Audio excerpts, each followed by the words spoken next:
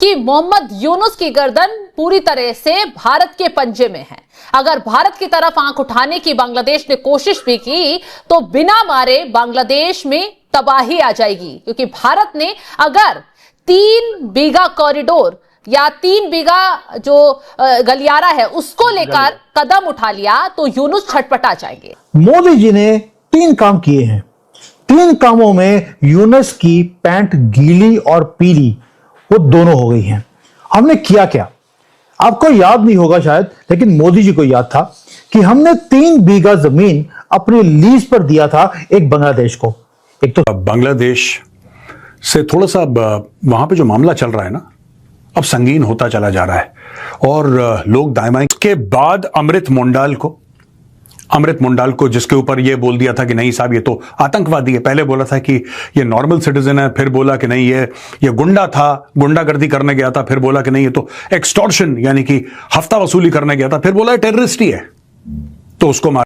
तो सिचुएशन यहां पे ये है कि every country wants stability on the border. We also want stability on the border with Bangladesh, and there are vulnerabilities जो हमारी बांग्लादेश बॉर्डर पे है, बिकॉज हमने बांग्लादेश बॉर्डर को उस तरीके से हमने उसको मैनेज उसको नहीं किया है।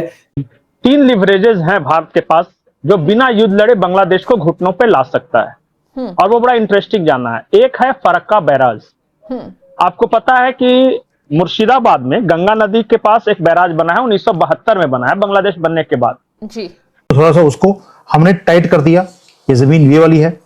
दूसरा, हमने जब पानी का एक ट्रीटी किया था कि गंगा वाटर हम इनके साथ शेयर करते थे, उसके ऊपर बोल दिया कि वो ट्रीटी 2026 में खत्म हो रही है, हम इसको रिविजिट करेंगे।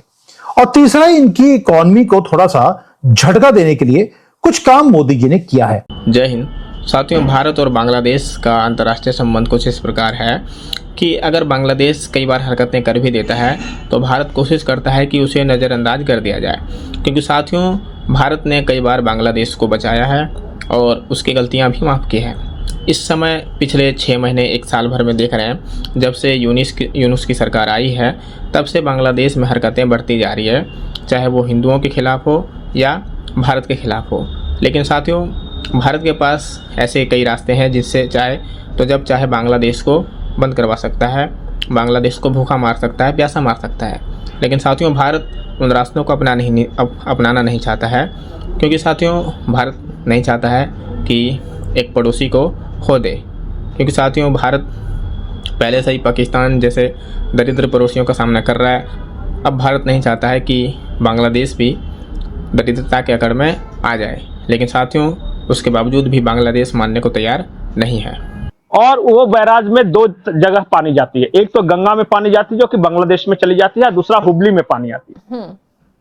और उसमें ये है कि भारत और बांग्लादेश के बीच एक समझौता हुआ है कि अगर 75,000 क्यूसेक से ज्यादा पानी है तो 45,000 क्यूसेक भारत रखेगा और बाकी बांग्लादेश को दे देगा। अगर 75,000 क्यूसेक से कम है, 70 से 75,000 के बीच में है, तो 35,000 क्यूसेक भारत रखेगा और बाकी उनको दे देगा। और अगर 70 या 73,000 क्यूसेक से भी कम है तो भारत 30,000 क्यूसेक रखेगा और बाकी उनको दे देगा। मतलब कि यह था कि मोटा मोटी कि भारत को कम से कम 30 से 35,000 क्यूसेक जल की आवश्यकता है, वो रख के बाकी बांग्लादेश को दे देगा। इसलिए यह बैराज बनाया था। 1996 में जब HD देवगौड़ा की सरकार थी तो इस पे साइन हुआ था, उस वक्त भी शेख हसीना ही वहां के प्रधानमंत्री थी। बिल्कुल। अब ये समझौते की मियाद खत्म हो रही है 2026 में। अब भारत ने कहा है कि देखिए भाई, हम आपको पानी अब नहीं दे सकते, क्योंकि जो 30,000 क्यूसेक हम पानी दे रहे हैं हमें अपने इंडस्ट्रियल और एग्रीकल्चर नीड्स के लिए वो पानी की जरूरत है। यानी पाकिस्तान जैसे पानी के लिए तड़प रहा है, ऐसे अब बांग्लादेश के भी हालात होने वाले हैं। पाकिस्तान में तो फिर भी बांध बनाने हैं, यहाँ ऑलरेडी है, यहाँ सिर्फ नलका बंद कर देना है।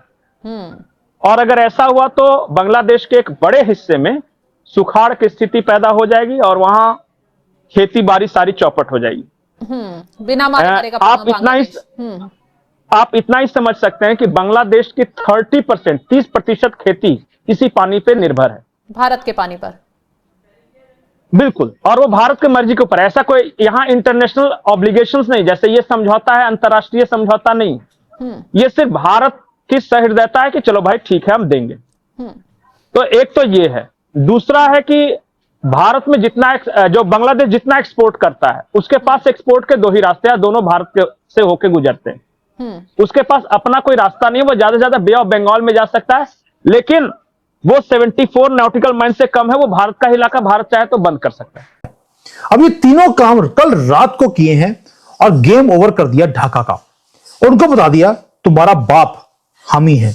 अब जो ये कॉन्स्पिरेसीज हमारे साथ करते हैं, यही मोहम्मद यूनिस नया मुसलमान बना है बेचारा, तो इसको लगा कि रेजिम चेंज हो गया तो ये चैलेंज कर सकता है न्यू दिल्ली को।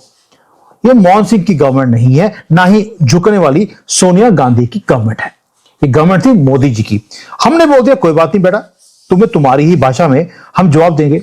अब मोदी जी ने निकाला कि यार जो हमारी फेटल मिसकैलकुलेशंस है पुरानी वाली, जो हमारी कांग्रेस की गवर्नमेंट में दरिया दिली में इनको सब कुछ देते रहे, अब इनको थोड़ा सा याद दिलाते हैं कि तुम्हारी ज्योग्राफी है क्या और तुम्हारी जो हिस्ट्री हमने क्रिएट किया था, अब तुम्हारा दोबारा से तुम्हारी हिस्ट्री और ज्योग्राफी दोनों याद दिलाते हैं। पहला बात है कि हमारा ये नेबर नहीं है, ये दुश्मन बन चुका है। अब ये नेशन वो है जो लैंड लॉक्ड है एक तरह से, भारत तीनों तरफ से ऐसे घेर के रखा है जैसे कि अपने बाजुओं में हमने किसी बच्चे को बचा के रखा हो। अब हुआ क्या, मोदी जी ने बोला कि इनको सीधा करने के लिए ना तो मुझे टैंक चाहिए ना मिसाइल चाहिए, बस एक सिंगल अपना सोल्जर भी वहां भेजने की जरूरत नहीं है। 3 साइलेंट वेपन्स हैं जिसको हमने एडमिनिस्ट्रेटिव स्विच ऑफ किया और पूरी की पूरी गेम बांग्लादेश की फ्लिप कर दी। पहला देते, पहला कॉरिडोर क्या है, पहला वेपन क्या है, वो है एक लैंडलॉक। ये जगह थी 3 बीघा कॉरिडोर। ये मास्टर स्ट्रोक है, ये प्रेशर पॉइंट है जहां पर Bangladesh will be hurt the maximum. अब ज्योग्राफी समझते हैं ये है क्या। जब 1971 बना तो कई आइलैंड्स ऐसे थे जो बांग्लादेश के थे, जो भारत के साथ लगते हैं, और कुछ भारत के आइलैंड्स थे जो बांग्लादेश के साथ लगते थे। अब 2015 में प्रधानमंत्री मोदी आए, उन्होंने इस चीज को फिक्स किया कि जो तुम्हारे आइलैंड्स मेरी जगह पे हैं और मेरे आइलैंड तुम्हारी जगह पे हैं, इसको हम स्विच कर लेते हैं। स्विच कर दिया। अब भारत के जो आइलैंड्स है वो बांग्लादेश के हो गए, उनके हमारे हो गए, और ये जो प्रॉब्लम थी आने जाने की वो खत्म हो गई।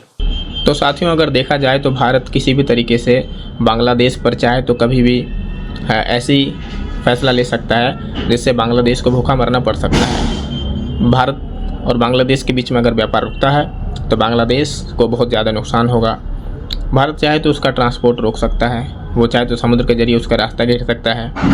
और साथियों, बांग्लादेश इसके बावजूद भी अभी जब वहाँ पे चुनाव होगा 2026 में, और शायद देखते हैं उसके बाद अगर ढंग की सरकार आई तो आई, वरना साथियों भारत सरकार अभी भी कदम तो इनके खिलाफ सब उठा ही रहे हैं। एक बार बीच में ज़्यादा पानी छोड़ा भी था इनके यहाँ, क्योंकि साथियों फरक्का डैम जो है वो भी भारत के नियंत्रण में है।